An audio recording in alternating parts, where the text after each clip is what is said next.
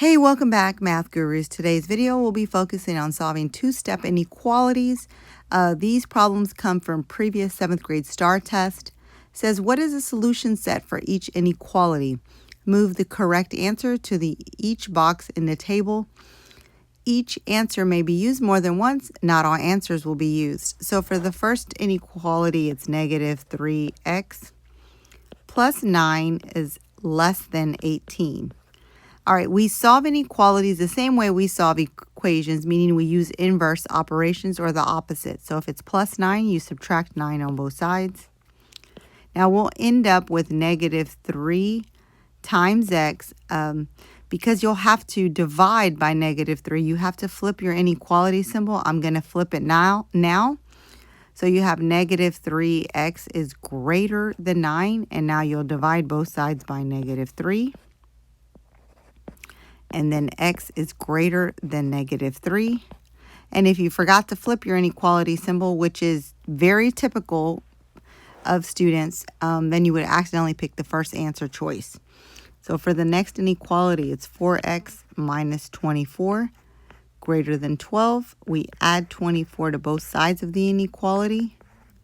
And then you end up with 4x is greater than 36. And we still need to isolate our variable of x, so we'll divide both sides by 4. And then x is greater than 9. All right, so just to refresh your memory, and I should have mentioned it before, but an inequality has more than one answer choices. That's why there's not an equal sign. All right, so let's go to the next problem.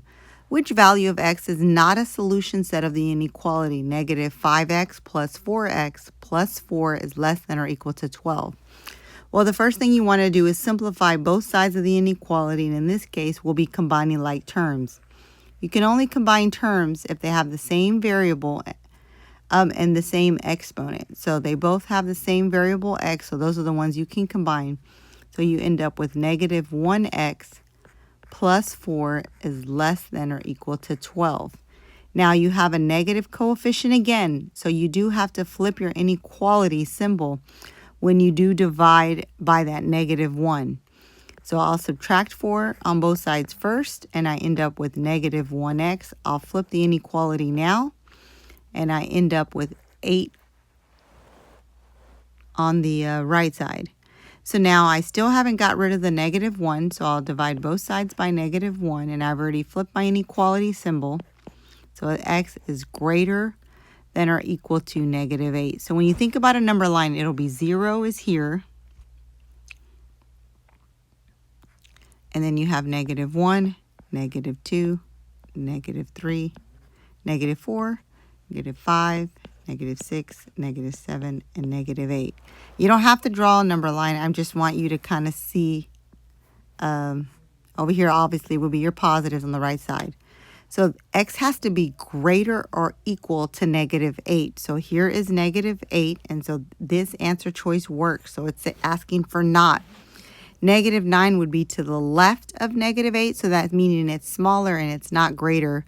So obviously B is my correct answer, and then the reason C is a part of the solution is because you notice it's greater. The closer you get to 0 on a negative side of your integer number line, it's getting bigger. Like, think about it. Would you rather owe somebody $1 or would you rather owe them $8?